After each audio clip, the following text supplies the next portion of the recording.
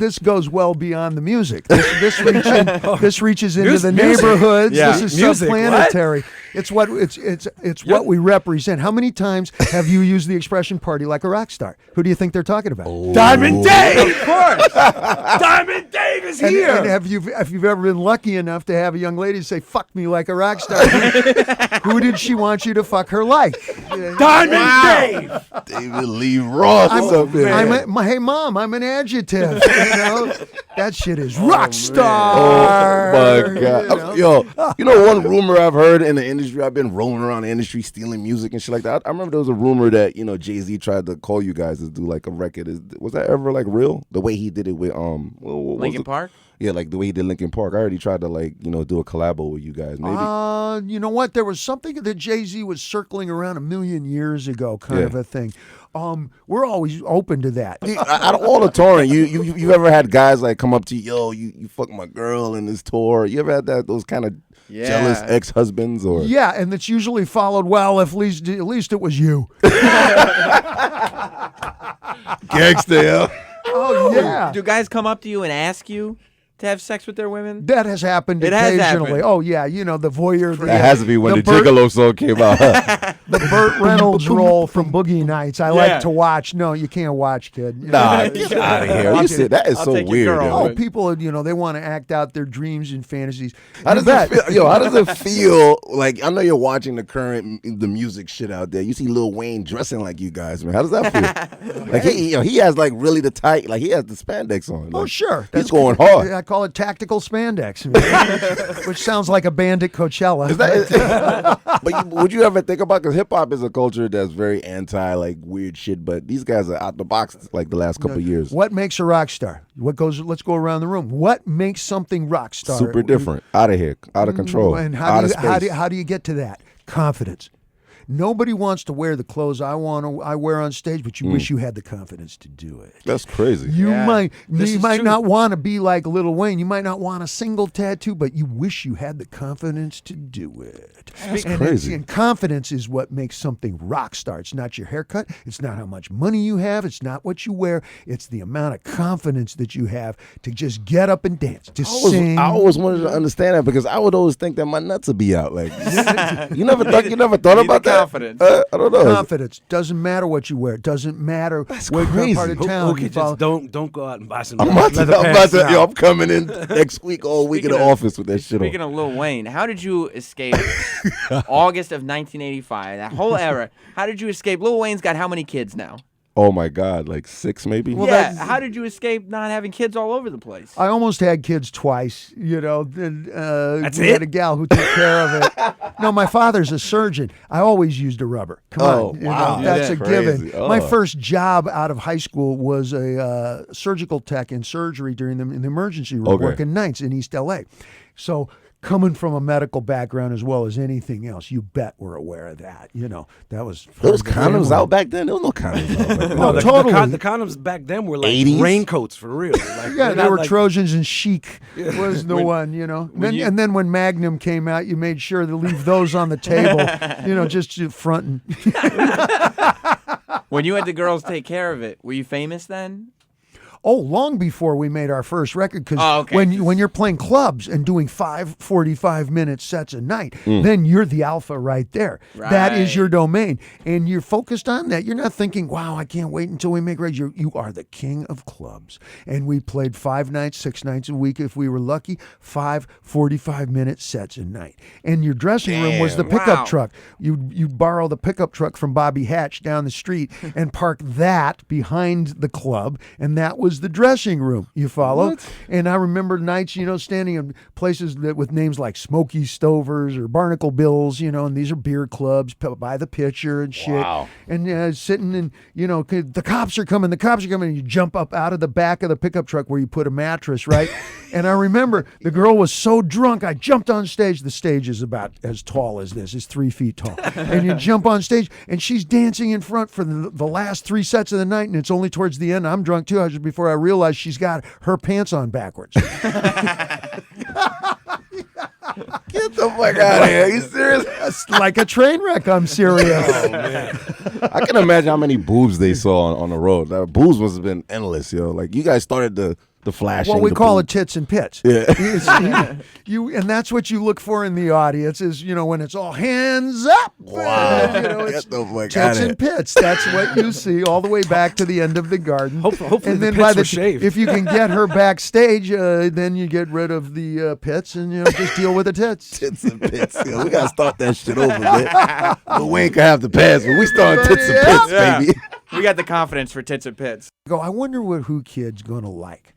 I heard some of your show and I'll be said, wilding out. I like this. I bet you his crowd and my crowd like Of course. it when we get together. Come on, and man. look at the humor. Instant. It transcends music. It transcends your record collection. Although you'll probably be surprised how much of your record collection I actually own as well. That's gangster. Yo, I had Huey Lewis on my show like Huey Lewis. 2 weeks ago. We played fucking, his joints on air. If you can dance to it. And I was sharing with some of the fellas earlier, there's no magical mystery as to why all the best Van Halen stuff is between 100 and 128 beats a minute. Wow. It's because if you go over 128, you start spilling the drinks. Especially chicks in high heels with like plastic cups and stuff, you'll start to spill. So all your best electronica is right around 128. Jump is 126. And I personally would check it. You follow? Yeah. Yeah. And Running with the Devil is right. It was all Al Green speed. It's about 105, crazy, like that. I love to dance. That's what I brought to Van Halen. I went to those schools. They were coming from Black Sabbath, Zeppelin background. So what you have is hard rock with the Four Tops Temptations choruses. Everything's got 3-part harmony on every chorus. Wow. You follow, and it's all girl friendly, even though it's a lot of knees and elbows to it. It's all babe friendly. Most hard rock is not. Most hard rock is, it's antagonist, it's dude stuff. It's bro love, We're going to ride. We're going to rock. And I'm going, no, let me put it this way. You think I would wear any yellow anything on stage for dudes? You think any of that dancing around is for guys? Get out of here. It's amazing You don't how wear he- pants that tight for guys. I'm just bugged out how you're so influenced by so much different shit, and you're like a traditional California band, and then back then, where did you have like issues with like Mick Jagger and all those other guys? I'm sure there was like some kind of tension. You were like the to- upstarts. Yeah. Of course, and we take a sporting bias to it. We weren't trying to get along. We were trying to rule the world. Yeah, you were revolutionary at the same time. We were not peace and love. Today, my favorite saying is peace, love, and heavy weapons. Oh. Just in case the peace and love is unacceptable. I got you covered. What was the biggest band, I guess, of your predecessor that you guys probably did some opening gigs for? Oh, we opened for everybody who was dumb enough to put us. We opened for Black Sabbath, Journey, Boston, the Doobie Brothers, and your the goal Rolling Stones. Your goal every time was to show them up. Oh, absolutely. We did not enter into peace and love. We were coming from almost military background, and even in the way we train and practice, the fellas are practicing as we speak. We have a work ethic that's closer to putting on a uniform than, getting along than smoking pot at Woodstock.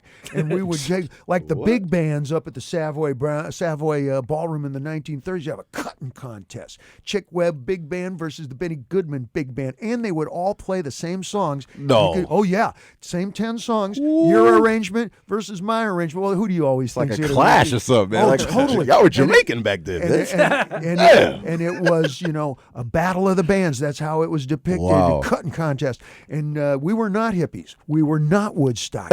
We brought it, and we wanted to rule the world and hopefully ruin your night if you were the act we were opening for. You follow? So we got kicked off of everything again and again and again. And you learn you're judged by the size and number of your enemies sometimes. So keeping even that in mind when somebody says, you got fired after 4.5 months from the biggest radio show in the United States. And I'd say, what'd you get fired from? Fucking McDonald's? yeah, Dave. Yeah, if I'm gonna get fired, Fuck them niggas, I want to get fired by the Rolling Stones. Not by, right. Oh, we did. We made 2 shows and go, nope, enough of that. Leave the stage on fire. Burn the house down. So it's like the more you got fired, you were like, oh, we're getting really good. Hello. Yeah. Hello. We're non-digestible, man. We're off-road. And we Stealing took that, their groupies, too. Yep. And then you put Nuts, that into yo. the music, and that's what gives that's what the confidence is based on. You can't just sit there and go, now I am confident. Believe me, I would have just pushed the button and done that. You got to go through that. It's a competition with the others, a competition in the band too, just like on a good football team. Oh, okay. We're all friends, but I want that starting position. Fucking nuts, man. I heard you have like a favorite Eminem song, man, that you just be going crazy off, like like your shorts fly off when you turn it on.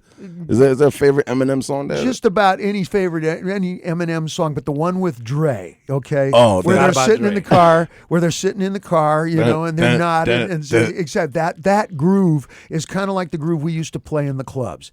Wow. We would have extended that if we were in the clubs today or at that time. Yo. I would have brought that tune in because we played Ohio Players, we played Earth, Wind and Fire, we played Cool make a and the call. Gang. We had Cool and the Gang open for us when we played at the Garden a year ago. Are you fucking serious? Oh yeah, it was my idea, and I says, guys, this is what our crowd listens to when they get married. This is what our crowd listens to crazy. when they graduate. This is after a baptism, you follow, and we put on Cool and the Gang for the whole tour, the whole United States tour, and this is no secret tour. We came in number 4 out of the top 5 earning for the whole last year.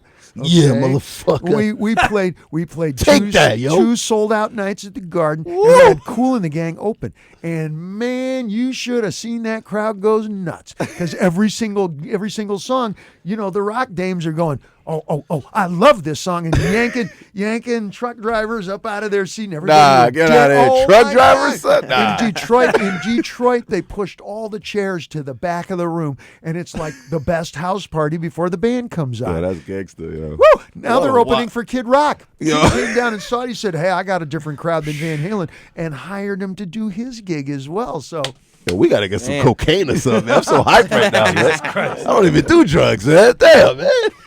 I feel such a punk, man. Dude, hanging with hip hop, touring and over. We just have not yet to have done like 10% of what you guys done, man. You guys done out of space shit. We just like whatever. We just tasted a little bit of the fun. oh no, the fun is there to be had, and I don't think it has so much to do with drinking and drugs. Yeah. Drinking and drugs is what you do when there's nothing to do. When there's a lot of pretty girls around and the music is right and you're doing the travel, that's rock star. No, so I kind of look forward. You must have a really wild journey because you separated from Van Halen for 20 years and you just came back and now you guys are touring again. Yeah, I've done a lot of. That's a wild journey. Yeah, a lot of different jobs. Yeah. I also, there was a time when I had a lot of space in between gigs. In Van Halen style stuff, we don't tour but once every 3.5 years. It's like a James Bond movie. Any That's me sooner, right there. any sooner, and they go, "Hey, weren't you just here?" You don't want to hear that. I was an ambulance driver here in the hood for 6.5 years. I was an EMT here in New No York City. way. Oh Serious? way, yeah. I went back Yeah, to this shit, school. Sam? No. Well, I was just thinking, like, how what's the worst injury that you saw that somebody still said, "Holy shit, it's Diamond Dave"? I only worked Spanish speaking. I only worked up in the North Bronx. You follow, and I was only I had about 250 calls. Maybe twice somebody would reflect on me. I cut my hair all off. For real? Everything. Get yeah. outta here. Oh wait. I went back to school when I was 46, and started pushing the ambulance and pitching in. Can you that imagine way. getting shot and then Dave is like your freaking. Oh well, I have what's a good ambulance voice. I'm the voice that goes, "You're gonna be just fine." Sir. No. When you hear that voice, it just your heart rate goes down. What made you decide to be after all the rock star life? What made you go, okay, next step is obviously My ambulance. dad was a doctor. He worked in the prison system for 25 years in California. Shit. And my uncles were all surgeons and stuff, and they all said emergency medicine's the shit. Emergency medicine, we're pitching in. Yeah. Anybody can contribute some money. Anybody can go to a charity drive. But get into the trucks and get out there, get your hands dirty with the big dogs. So you got hookups follow- then. If I need like some Oh, drugs, yeah. A-Rod is like my boy. If you get him some steroids for you, you can hook that up. Man. No, but you know what really happens is if you get something in your eye, they'll send an off-duty ambulance for you. Oh, for real? Get the fuck out of here. I don't know if they still do that, but and you lose touch a lot of times driving through past these buildings and stuff. As a fellow artist, you go, I wonder what's going on in there. I wonder what's happening in those basements. Wonder what's going on in those. I got a chance to see that up close. And somebody in my position, Wow. you lose that opportunity after the first 10 years. You isolate. The Elvis story. You get a tomb with a view, and you move into That's a big crazy, house. yo. This and, guy is really know, crazy, yo. I mean, if only the internet was around during like the Van Halen run. The one thing that pisses me off, Wow. I used to have to wait to get to New York to download dance music. You have to set up 2 cassette playing stereos and get the road crew to go up to the room to change it while I'm down doing interviews and tape WKTU in 1978 because there were no other dance music stations in the States. And you want to hear shaggin', stuff like from Dirty Dancing, that kind of music. You had to wait until you got to the Carolinas. You follow? Oh, yeah. And I'd go shopping for records and cassettes with my forearm. Just pile them onto the table and then with your forearm, scoop them into a garbage bag and carry them around. We're talking about sex tapes. And That's what I was going to say. Aren't you glad that, like, TMZ wasn't around when you were in Van Halen? Like, would you have wanted all that? Like Reed was saying, sex tapes and... Well, I made a sex tape. It's just nobody's interested anymore. It used to be so much equipment, You used to have to get 3 of the road crew. Guy with a boom mic. Oh, seriously. And that was the funny part of the thing. We had a trunk of costumes that we would stop at costume stores in the big cities. And, you get like a wedding dress, and you get Peter Pan outfits and all that shit. And then, like, we would really do it up, and I thought I'd look pretty good, actually, but nobody's interested anymore. I have a hard time believing that. I think if that surfaced. It's out there somewhere. No homo. You're like physically fit. I saw you in Tokyo Story, man. You all cut up. You got the sumo wrestling like Pampers on. you got the fucking what you had like a silencer. I shot a 4-minute gangsta movie. It's all I had the money for. And what I did. Come on. I said. Well, there's that unkillable myth that we can all be great actors. All we need is the break. And I said, let's actually see what I look like in an actual non-Diamond Dave role. No smiling, no joking, just straight up serious. And it was crazy. I play a stone cold killer named Brother Teresa. And it's that dark humor throughout the entire thing. I work for a gangsta, a psycho named Peach. Get the fuck out of here. And Peach is that, you saw the big fella in there. He's the most famous sumo wrestler in history. Yeah, I see you had him in there. Konoshiki, who's my friend. He's my mentor in Tokyo. He came to Tokyo 30 years ago. And, it's an unforgiving city. And like New York can be. And, learning the language and the ropes. And he's my senpai. He's the guy who's my mentor. Wow, that's gangster, yo. You serious? Yeah. He's showing me around and all the ropes. So here's where you eat. And here's where the veterinarian is for your dog. And here's what teaching me the ways of sumo and all that shit. Where did he show you to get the little Pampers though? Because they're huge, man. You got the little human Pampers, right? Small. It was super small, yo. A couple pillowcases and whatever. Guys, what they really wear in there is nothing. Okay, Japanese are used to walking around naked in front of each other. Whole families go there because a lot of them don't have running water or bathhouses or bathrooms and shit. It's kind of like Who Kid growing up in Haiti. Yeah, I mean we ate Did rocks. you grow up in Haiti? Sakmase, mon ami. Napule piti piti. I was near Panama. I've been to Haiti a bunch of times. Get out of here, bro. Oh, totally. Back in the early 80s, we used to party down there. Are you kidding? I know there was a lot of pussy out there too, man. Papa Doc. That's crazy. Like a lot of people go to Haiti like for vacation, Oh, a million years ago. They never promote it. Yeah. Before I figured out what was going on politically, and then I couldn't stomach supporting that kind of thing. That was Baby Doc at the time. That's crazy. Yeah, Yo, he's ill. Yo, he just fucked my whole head up, yo. Cue up Running with the Devil. Let's go. We got it. Ooh, ah.